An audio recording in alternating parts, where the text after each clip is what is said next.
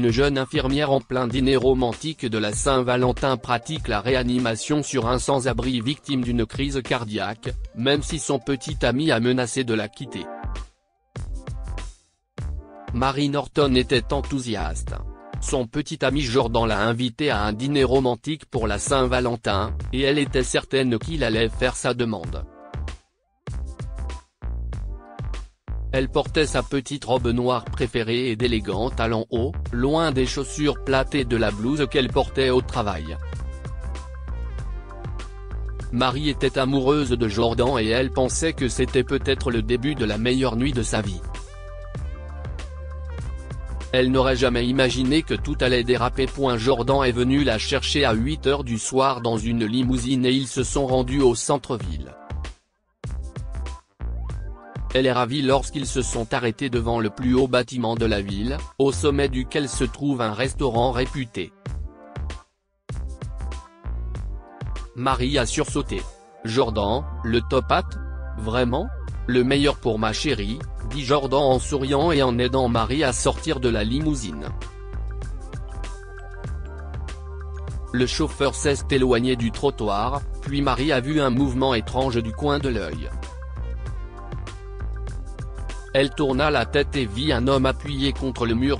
Il était d'une pâleur mortelle, transpirait et se massait l'épaule gauche en grimaçant.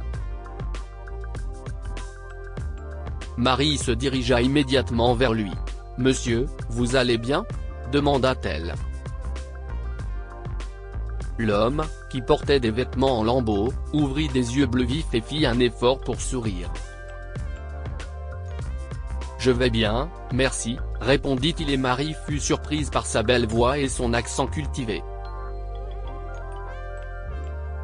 Soudain, l'homme s'est effondré et Mary a appelé Jordan. « Appelle le 911, cet homme est en train de faire une crise cardiaque. » Jordan a pris son téléphone et Mary s'est agenouillée sur le trottoir à côté de l'homme et a essayé de prendre son pouls. Il était irrégulier et faible.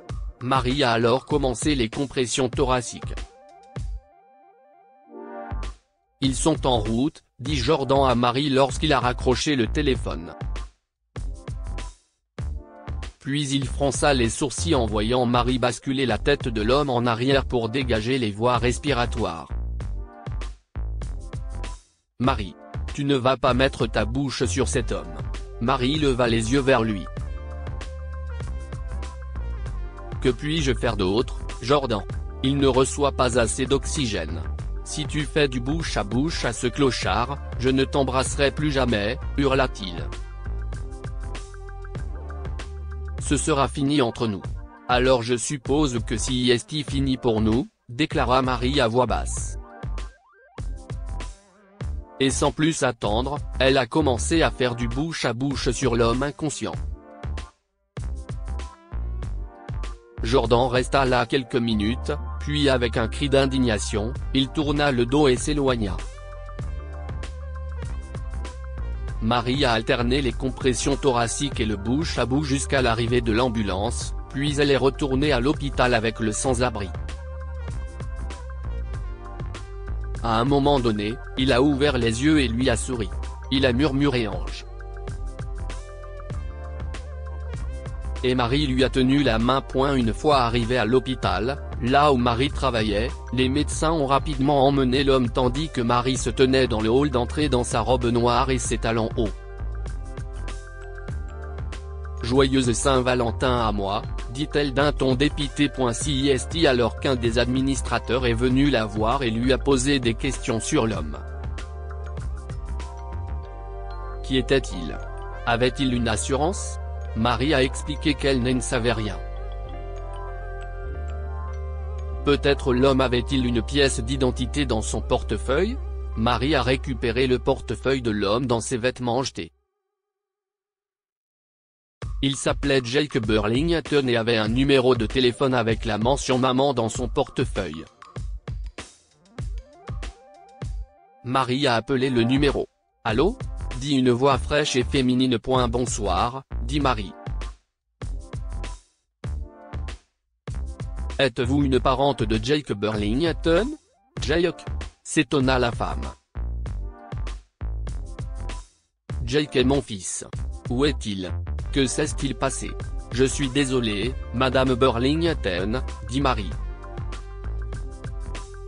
Mais Jake a eu une crise cardiaque et il est à l'hôpital Saint-Georges en soins intensifs.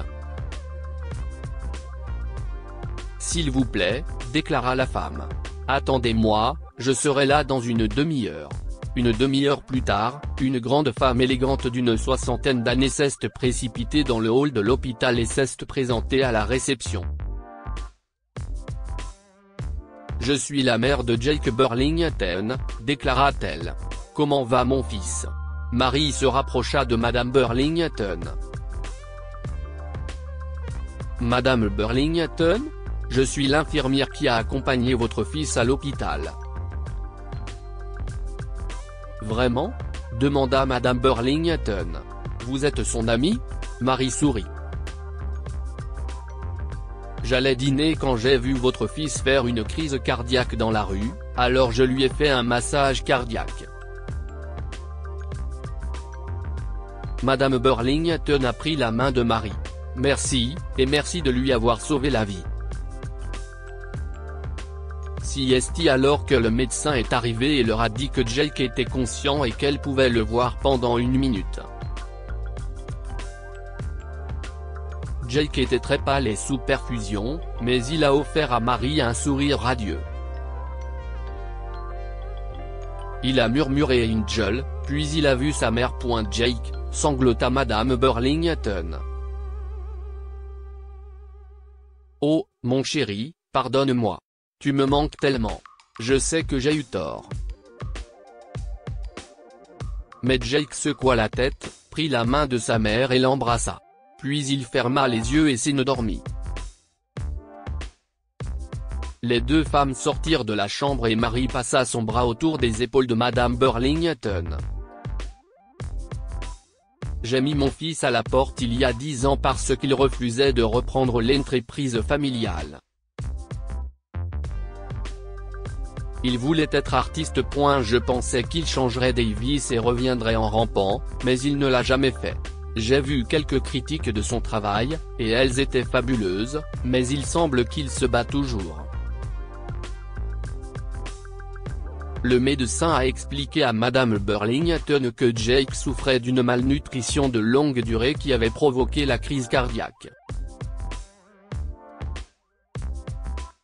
Votre fils a besoin de soins, de repos et d'une bonne alimentation, et il pourrait bien se rétablir complètement, déclara-t-il. Et Jake a effectivement commencé à se rétablir.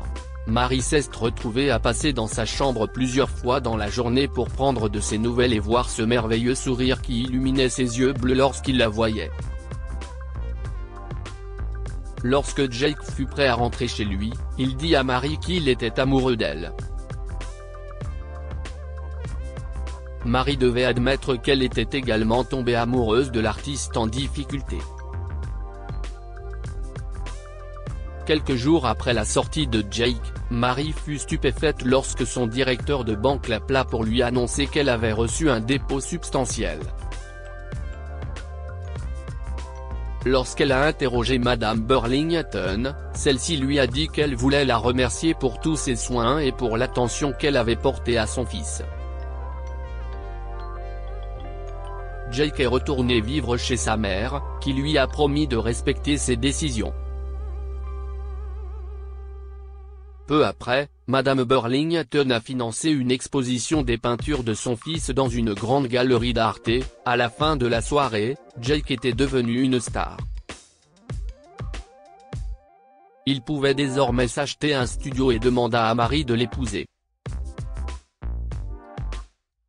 Un an après leur rencontre, Jake et Marie se sont mariés dans le cadre d'un mariage de la Saint-Valentin le plus romantique que l'on ait jamais vu. Que pouvons-nous apprendre de cette histoire? Notre première obligation en tant qu'être humain est de venir en aide à ceux qui sont dans le besoin.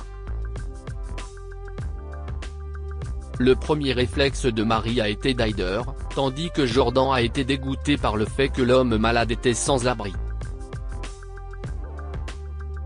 Montrez à tous ceux que vous rencontrez la même attention et la même considération. Jake était sans domicile fixe, mais Marie n'a vu qu'un homme dont la vie était en danger et elle a donc fait tout ce qu'elle pouvait pour le sauver. Partagez cette histoire avec vos amis. Elle pourrait égayer leur journée et les inspirer.